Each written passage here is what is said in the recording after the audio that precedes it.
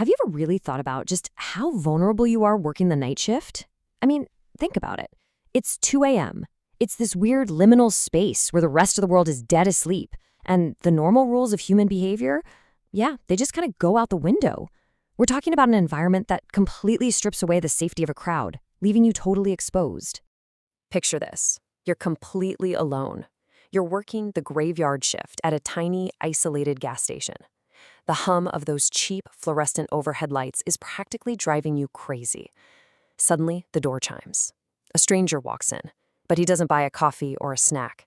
Instead, he just stares at the whiteboard behind you and points out something unimaginably specific. He tells you that you dot your I's with little sloshes instead of circles. Creepy, right? While that deeply unsettling scenario is literally just the start, today we're diving into this explainer to dissect the true anatomy of a night shift nightmare. We're going to look at 4 terrifying, entirely real source accounts to figure out exactly why these kinds of encounters trigger our absolute deepest, most primal survival instincts. Now, what is truly wild here is how every single one of these nightmares kicks off with the exact same illusion of normalcy. Your expectation? Utter boredom. You figure you're going to be doing paperwork, glancing at security cameras, or maybe just watching YouTube to kill time. But the reality? That total boredom can be shattered in an instant by stalkers, hidden intruders, or creeps using stolen identities. The actual threat is totally camouflaged by your everyday routine. And let's talk about this setting, because the stage for these events is always rooted in deep, deep isolation. Just look at the locations from our sources. A quiet 40-room hotel with basically no one checked in, an empty gas station right off a deserted county road, a rural motel with zero traffic. We're talking places that are dead quiet. Places where the ticking of a wall clock or the sudden click of a mini fridge kicking on is literally your only company. It is honestly the absolute perfect hunting ground. So, all that intense isolation, it sets the perfect stage for the second phase of fear, which is the immediate shift from absolute, mind-numbing boredom straight into hypervigilance. This is that split second your intuition starts screaming at you that something is slightly off. You know the feeling, right? It's that sudden tingling at the back of your neck when you realize the quiet isn't peaceful anymore. It's predatory. So the big question becomes, how do the victims actually start noticing the red flags? Well, it usually starts incredibly small. In our sources, we see things like a hotel guest giving a bizarre, unblinking 4-second stare right after being handed a room key. Just this blank expression that dips straight into the uncanny valley. Or a guy sitting in a pitch-black lounge for a solid hour, staring at a TV that isn't even turned on. Or a brand new car parked in a deliberate blind spot with its headlights completely cut. Or even a total stranger making wildly personal observations about your shoes being a half size too big. Just look at how this threat builds so agonizingly over the course of a few hours. Let's trace the timeline of our first source story at that small hotel. At 11 p.m., a man checks in. Pretty normal. But by midnight, he's just sitting in the lobby staring at a blank screen. Okay, weird. By 1 a.m., the clerk realizes he never even went to his room. And oh, by the way, his credit card was fake. By 2 a.m., he's practically playing peekaboo, vanishing and reappearing in the dark shadows of the hallway. Finally, by 3:30 a.m., he is standing a mere 15 feet away from the desk, just silently watching her.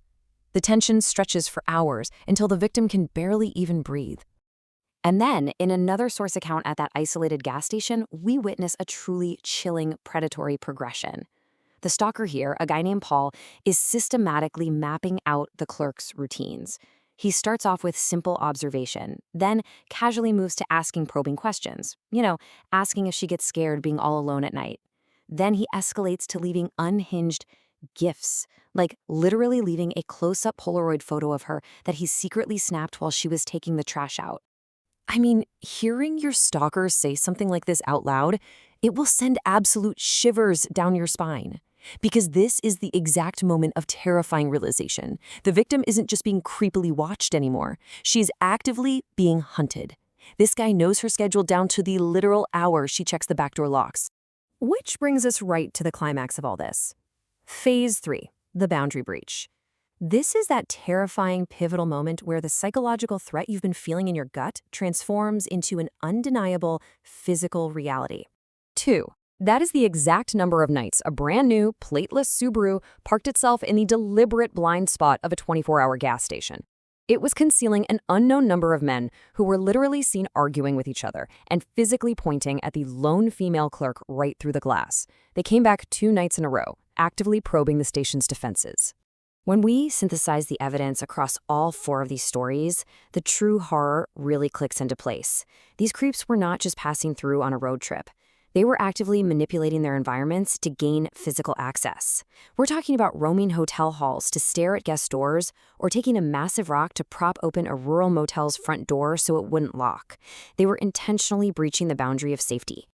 To truly grasp how terrifying this is, let's step into the shoes of Daniel, a 29-year-old night shift worker at a rural motel. Picture this. It's 2 a.m.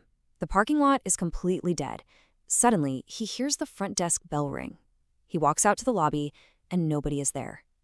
10 minutes go by, and it rings again, still totally empty. A 3rd time? Nothing. Literally no one. So, Daniel decides to try something different. He dims the lobby lights, sits in the chair directly behind the front desk, and just waits in the agonizing, heavy silence.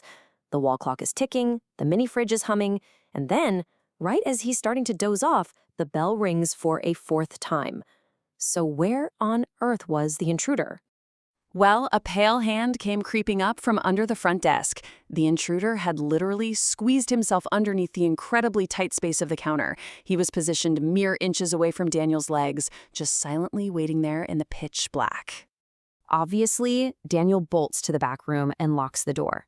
But then, he looks at the security camera, and he watches the intruder crawl out from under the desk on his hands and knees. This hunched, hooded figure then casually walks right up to Daniel's locked door and slowly, deliberately starts rattling the doorknob. Honestly, that visual right there perfectly encapsulates the pure, visceral terror of a boundary breach. Now, what's really fascinating here is how this spell of isolation finally gets broken in these stories. Sometimes it's thanks to swift professional police action. But surprisingly, sometimes it is just pure dumb luck. Take the gas station story with that plateless Subaru. The clerk was actually saved because a coworker and his buddy, who happened to be high on magic mushrooms, stumbled right into the parking lot. They playfully walked up to this terrifying vehicle and just bluntly asked the guys hiding inside, "What's up?" Their totally unpredictable intervention actually caused the predators to panic and speed off. But listen, even after the immediate physical threat is neutralized, these victims are often left with horrifying proof of the danger they were actually in.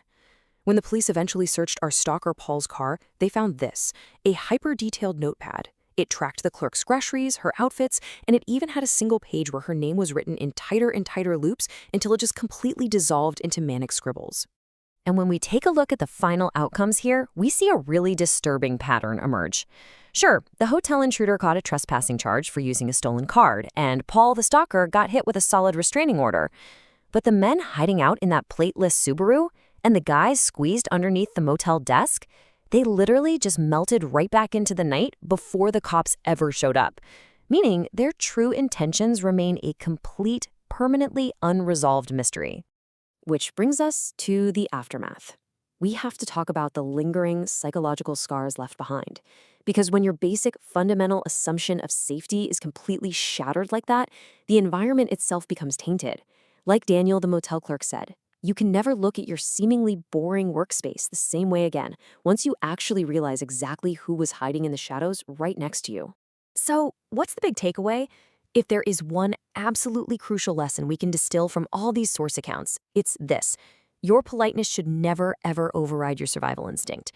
In almost every single one of these stories, the victim initially tried to be nice. They tried to brush off the weird behavior or rationalize away the immediate danger. Don't do that. When the environment goes silent and something feels undeniably wrong, you have to trust the alarm bells ringing in your gut.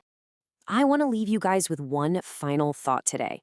The next time you find yourself entirely alone in one of those liminal spaces, maybe it's a quiet lobby, an empty parking lot, or a completely silent hallway, and you feel that sudden chill, that totally inexplicable urge to look over your shoulder, what are you going to do?